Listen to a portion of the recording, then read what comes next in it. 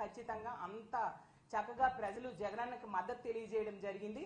అలాగే తీసుకుంటే తెలుగుదేశం పార్టీ వాళ్ళు చంద్రబాబు నాయుడు గారు అయితే అబద్ధ హామీలు ఇచ్చారు, కూటమి కట్టారు. అలాగే పురంధరేశ్వరి గారితో కలిపి ఎస్పీలను మార్చారు, అధికారులను మార్చారు ఎలక్షన్ కమిషన్ తో చెప్పి. అలాగే వాళ్ళ ఎల్లో మీడియా ద్వారా అసత్య ప్రచారాలు చేయడం జరిగింది, వాళ్ళ సోషల్ మీడియాలో తప్పుడు ప్రచారాలు చేయడం జరిగింది. ఎన్ని చేసినా కూడా ప్రజలైతే మాత్రం జగనన్న వెనకే ఉన్నారు. తెలుగుదేశం పార్టీకి ఎవరు ఓట్లు వేయని పరిస్థితి, ఈ కూటమికి ఎవరు ఓట్లు వేయని పరిస్థితి. వన్ సైడ్ గా వైఎస్ఆర్ కాంగ్రెస్ పార్టీకి ఓట్లేశారు. సో అసహనానికి గురైపోతూ ఉన్నారు తెలుగుదేశం పార్టీ నాయకులు గాని కూటమి నాయకులు గాని. ఒక ఫ్రస్ట్రేషన్, ఎలాగూ కూటమి ఓడిపోతుంది అనే విషయం అర్థమైపోయి ఇన్ని చేసినా కూడా గెలవట్లేదు అనే విషయం కూటమి మనుషులకి వాళ్ళ కార్యకర్తలకి అర్థమైపోయి దాడులకి పురుగొల్పుతూ ఉన్నారు. అసలు ఎంత ఘోరం అంటే మొన్న చూసాం నర్సీపట్నంలో ఒక మహిళ మీద దాడి చేయడం, అలాగే కృష్ణా జిల్లాలో, అలాగే పల్నాడు జిల్లాలో. అంటే ఇలాంటి దాడులకి పురుగొల్పుతూ వాళ్ళ అక్కసని వాళ్ళ బాధని ప్రజల మీద, అంటే వైఎస్ఆర్ కాంగ్రెస్ పార్టీకి సపోర్ట్ చేసిన ప్రజల మీద తీర్చుకుంటూ ఉన్నారు. అసలు ఇది చాలా దారుణం. దీన్ని మేము తీవ్రంగా ఖండిస్తూ ఉన్నాం. అసలు మనం ప్రజాస్వామ్య దేశంలో ఉన్నామా లేదా అన్నట్టుగా వీళ్ళ ప్రవర్తన ఉంది. వాళ్ళు అధికారులు మార్చుకున్నారు, వాళ్ళ సపోర్ట్ తో ఎన్నో దౌర్జన్యాలు గురి చేయడం జరిగింది. అంటే ఇప్పుడు అంటే ఎలక్షన్ కోడ్ ఉంది, ఎన్నికల కమిషన్ అధికారంలో ఉంది కాబట్టి ఈ టైంలో ఏమైనా చేసేద్దాం, ప్రజల మీద ఏ దాడులైనా చేసేద్దాం అన్నట్టుగా తెలుగుదేశం పార్టీ వాళ్ళు చేస్తూ ఉన్నారు. దీన్ని ప్రజలు చూస్తూ ఊరుకోరు అనే విషయం గమనించాల్సిందిగా కోరుతున్నాను. మీరు అప్పుడు అధికారంలో ఉండేప్పుడు సరైన పరిపాలన ఇవ్వలేదు కాబట్టే ప్రజలు 19లో మీకు బుద్ధి చెప్పడం జరిగింది. ఈ 24 ఎన్నికల్లో కూడా మీకు ఖచ్చితంగా బుద్ధి చెప్పారు. అసలు తెలుగుదేశం పార్టీ అంటే, టీడీపీ అంటే తెలుగుదేశం పార్టీలా లేదు. ఈ రోజు ప్రజల మీద ఈ దాడుల్ని చూస్తూ ఉంటే తెలుగు డెకాయిడ్స్ పార్టీలా ఉంది అనేసి ప్రజలు అనుకుంటూ ఉన్నారు. ఒక టీడీపీ అంటే తెలుగు దండుపాల్యం పార్టీలా దాడులు చేస్తూ ఉన్నారు. అలాగే టీడీపీ అంటే తెలుగు దుశ్శాసనల పార్టీలా మహిళల మీద దాడి చేస్తూ ఉన్నారు. టీడీపీ అంటే తెలుగు దొంగల పార్టీలా మహిళల తాలూకా బంగారు ఆభరణాలు కూడా ఈ దాడుల్లో దోచేసుకుంటూ ఉన్న పరిస్థితి చూసాం. ఒక టీడీపీ అంటే తెలుగు దుర్మార్గుల పార్టీలా ఈ రోజు బిహేవ్ చేస్తూ చాలా దుర్మార్గంగా వృద్ధుల మీద కూడా దాడులు చేసే పరిస్థితి మనం చూసాము. అలాగే టీడీపీ అంటే టెర్రరిస్ట్ డెకాయిడ్ పార్టీలా బీసీ, ఎస్సీ, ఎస్టీ మైనారిటీల మీద చాలా దారుణంగా దాడులు చేస్తూ ఉన్నారు. మేము చాలా తీవ్రంగా దీన్ని ఖండిస్తూ ఉన్నాము. అసలు మీ ఇళ్లలో ఆడవాళ్ళు ఉండరా? ఇలాంటి పనులే గాని వాళ్ళ మీద జరిగితే మీరు సహించగలరా? మీ అక్క చెల్లెమ్మలకు గనుక ఇలాంటివి జరిగితే ఇది చాలా దారుణం కాదా? ఇప్పుడు తీసుకోండి, నర్సీపట్నంలో అయ్యన్న పాత్రుడు గారి అనుచరులు ఆమె ధర్మసాగరం, నర్సీపట్నం మండలంలో ధర్మసాగరము గ్రామంలో పాలమూరు రాజకుమారి అనే మహిళ, ఆమె వాలంటీర్ గా పనిచేసి ఆమె రిజైన్ చేసేసి వైఎస్ఆర్ కాంగ్రెస్ పార్టీకి సపోర్ట్ చేసింది. జగనన్న వల్ల మేలు పొందింది కాబట్టి సపోర్ట్ చేసింది. అందులో తప్పేముంది? ఇది ప్రజాస్వామ్య దేశం. నచ్చిన పార్టీకి సపోర్ట్ చేసుకోవచ్చు, నచ్చిన వాళ్ళకి ఓటేసుకోవచ్చు. అర్ధరాత్రి ఒంటరి మహిళ మీద ఇంట్లో జ్వరబడి జుట్టు పట్టుకొని ఈడ్చి చెప్పలేని ప్రదేశాల్లో తంతు ఆమెకి ఎంతో బాధించి దుర్మార్గంగా బిహేవ్ చేశారు ఈ తెలుగుదేశం పార్టీ వాళ్ళు. ఎందుకంటే వాళ్ళకి ఓటమి భయం పట్టుకున్న పరిస్థితి మనం చూసాం. అలాగే అడ్డొచ్చింది ఒక వృద్ధ మహిళ, ఆమె చెవిలోవి కూడా లాగేసుకొని ఆమె మీద కూడా దాడి చేయడం జరిగింది. అసలు ఇది ఎంతవరకు సమంజసం? అయ్యన్న పాత్రుడు గారు, మీకు ఒకటే చెప్తూ ఉన్నాను, మీకెలాగూ మహిళలంటే గౌరవం లేదు, ఎప్పుడు మహిళల గురించి చాలా అసభ్యంగా మాట్లాడుతూ ఉన్నారు మీరు. అలాంటి వ్యక్తులు మీ అనుచరులకు అదే సందేశాన్ని ఇస్తూ ఉన్నారా? మరి మీ ఇంట్లో ఆడవాళ్ళు కూడా ప్రచారం చేశారు కదా, మరి వాళ్ళ మీద కూడా ఎలాంటి దాడులు చేయమన్నా మీరు మెసేజ్ ఇస్తూ ఉన్నారు. ఎందుకు మీ అధినేత అయిన చంద్రబాబు నాయుడు గారి కుటుంబంలో కూడా ఆడవాళ్ళు ప్రచారం చేశారు కదా, మరి వాళ్ళ మీద కూడా ఎలాంటి దాడులు చేయండి అని మీరు మెసేజ్ ఇస్తూ ఉన్నారా? ఎలాంటి సందేశాన్ని మీ అనుచరులకి ప్రజలకి మీరు ఇస్తూ ఉన్నారా అని నేను అడుగుతూ ఉన్నాను. అసలు ఇది ప్రజాస్వామ్య దేశం. అసలు మీరు, నేను చూశాను చాలాసార్లు పేపర్లలో, ఎన్నికల టైంలో పేపర్లలో, సోషల్ మీడియాలో 10 సార్లు కంటెస్ట్ చేస్తున్నారు అయ్యన్న పాత్రుడు గారు, ఓ సీనియర్ అనేసి అనుకుంటూ. అంటే మీ సీనియారిటీ ఒక ఒంటరి మహిళ మీద దాడి చేయడానికి ఉపయోగించారా? ఇదా మీ హీరోయిజం అని నేను అడుగుతూ ఉన్నాను.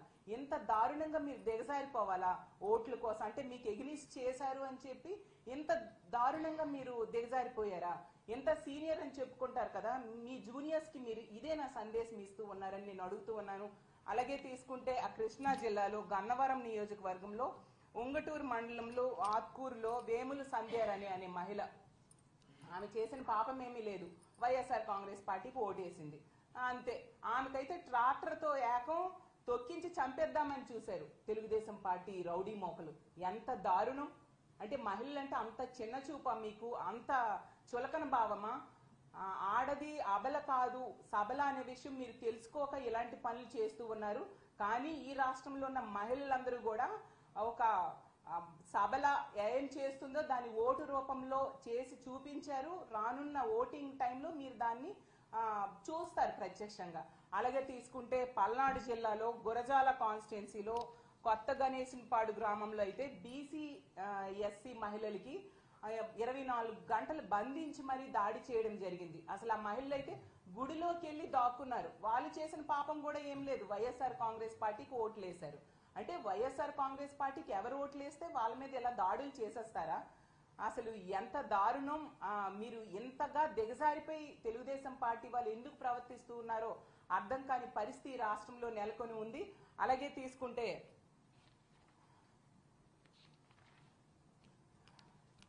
ఇన్ని రకాలుగా రాష్ట్రంలో ఎక్కడ చూసినా కూడా మహిళల మీద దాడులు చేస్తూ మీరు మీ సునకానందాన్ని పొందుతూ ఉన్నారు. మెయిన్ కారణం ఏంటంటే తెలుగుదేశం పార్టీ కూటమి ఓడిపోతుంది, అందుకు ఫ్రస్ట్రేషన్ లోనే ఇలాంటి పనులు చేస్తూ ఉన్నారు. తెలుగుదేశం పార్టీ వాళ్ళు పురంధరేశ్వరి గారితో కలిపి ఎలక్షన్ కమిషన్ మీద ప్రెషర్ పెట్టి ఎస్పీలని అధికారుల్ని మార్చారు. మరి ఇప్పుడు అదే ఎస్పీలు అదే అధికారులు సరిగ్గా పనిచేయలేదని ఈరోజు ఎలక్షన్ కమిషన్ వాళ్ళ మీద సస్పెన్షన్ వేయడమే కాకుండా విచారణకు కూడా ఆదేశించిన సంగతి ఈ రాష్ట్ర ప్రజలందరూ చూశారు. అంటే దీన్ని బట్టి ప్రజలందరూ కూడా అర్థం చేసుకోవాల్సిందిగా కోరుతున్నాను. తెలుగుదేశం పార్టీ నాయకులు ఈ పోలీస్ అధికారులతో కలిపి ఎలాంటి అరాచకాలు సృష్టించారు, ఎలాంటి ఘోరాలు చేశారు అనే విషయాన్ని రాష్ట్ర ప్రజలు తెలుసుకోవాల్సిందిగా కోరుతున్నాను.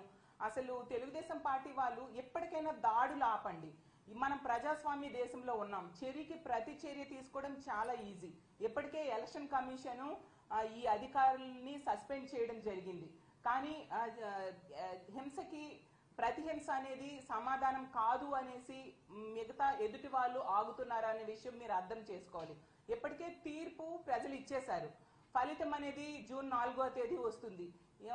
మీకు ఏ బాధ్యత ప్రజలు ఇస్తే దాన్ని నిర్వర్తించండి. అది మానేసి ఇలాంటి హింసకి పురికొల్పడం ఎంతవరకు సమంజసమని మిమ్మల్ని నేను ప్రశ్నిస్తూ ఉన్నాను. అసలు ఈ దాడులకి హింసకి ముఖ్యంగా మహిళల మీద దాడులు చేయడము, హత్యాయత్నాలు చేయడము వీటన్నిటికీ ముఖ్య కారణం ఖచ్చితంగా చంద్రబాబు నాయుడు గారి డైరెక్షన్ అని నేను బలంగా నమ్ముతూ ఉన్నాను. రాష్ట్ర ప్రజలు కూడా బలంగా నమ్ముతూ ఉన్నారు. ఎందుకంటే చంద్రబాబు నాయుడు గారు మహిళలంటే గౌరవం లేదు, మహిళల్ని ఎన్నో హామీలు ఇచ్చి మోసం చేయడం జరిగింది. అతను అధికారంలో ఉండేప్పుడు మనం చూసాం, మహిళలకి రక్షణ లేని పరిస్థితి ఉండేది. ఒక రిషితేశ్వరి విషయం తీసుకున్నా, ఒక వనజాక్షి విషయం తీసుకున్నా, అలాగే మన పెందుర్తిలో ఒక గిరిజన మహిళకి జుట్టు పట్టుకొని ఈడ్చి కొట్టిన సంగతి మనం చూసాము. అలాగే కాల్ మనీ సెక్స్ ర్యాకెట్ లో ఎంతమంది తెలుగుదేశం పార్టీ గోండాల దౌర్జన్యాలకి మహిళలు బలయ్యారో చూసాము. అలాగే ఏకం చంద్రబాబు నాయుడు గారు అతను స్వయంగా కోడలు మగబిడ్డను కంటానంటే అత్త వద్దంటుందా అని ఆడపిల్ల పుట్టుకునే అవహేళన చేసిన వ్యక్తి అతను. అతని దగ్గర మహిళలకి ఏం గౌరవం ఉంటుంది, మహిళలకి ఏమి రక్షణ ఉంటుంది ఆ విషయం మహిళలకు కూడా తెలుసు. జగనన్న నాయకత్వంలో జగనన్న ముఖ్యమంత్రిగా మరో 30 ఏళ్ళు ఈ రాష్ట్రాన్ని పరిపాలించాలని బలంగా కోరుకుంటున్నారు. తెలుగుదేశం పార్టీ నాయకులు ఎప్పటికైనా ఈ దాడులు ఆపాల్సిందిగా కోరుతున్నాను. ఎలక్షన్ కమిషన్ కూడా నేను కోరుకునేది ఏంటంటే ఖచ్చితంగా ఈ దాడులు చేసిన వాళ్ళ మీద కఠిన చర్యలు తీసుకోండి. మనం ప్రజాస్వామ్య దేశంలో ఉన్నాము, ప్రజాస్వామ్యాన్ని కాపాడండి, ముఖ్యంగా మహిళల్ని రక్షించండి. మహిళలు అంటే వాళ్ళు బలహీనులు అని భావించొద్దు, వాళ్ళు ఆది పరాశక్తులు అనే విషయాన్ని గుర్తించాల్సిందిగా కోరుతూ ఉన్నాను. ఒకవేళ ఎలక్షన్ కమిషన్ కనుక చర్యలు తీసుకోకపోతే జూన్ 4వ తేదీన ఎన్నికలు కౌంటింగ్ జరుగుతుంది. ఖచ్చితంగా జగనన్న భారీ మెజారిటీతో గెలవబోతూ ఉన్నారు. ఈ మహిళలకి రక్షణకి పెద్దపీట వేసే జగనన్న ప్రభుత్వంలో ఖచ్చితంగా ఇలాంటి దాడులు చేసిన వాళ్ళందరి మీద కూడా కఠినమైన చర్యలు జగనన్న తీసుకోబోతున్నారు. కాబట్టి తెలుగుదేశం పార్టీ వాళ్ళు ఎకనైనా ఈ దాడులు ఆపండి, లేకపోతే చట్టబద్ధంగా మీకు కఠినమైన శిక్షలు రానున్న రోజుల్లో పడతాయనే విషయాన్ని గుర్తెరగండి తెలియజేసుకుంటూ, ఖచ్చితంగా మా వైఎస్ఆర్ కాంగ్రెస్ పార్టీ జగనన్న నేతృత్వంలో మళ్ళీ అధికారంలోకి భారీతో రాబోతూ ఉంది. రాష్ట్ర ప్రజలందరూ కూడా సిద్ధమై ఓటులేసి ఉన్నారండి. అది పోలింగ్ సల్ని బట్టి, అలాగే పోలింగ్ పర్సంటేజ్ బట్టి ఖచ్చితంగా మేము నమ్ముతూ ఉన్నాము.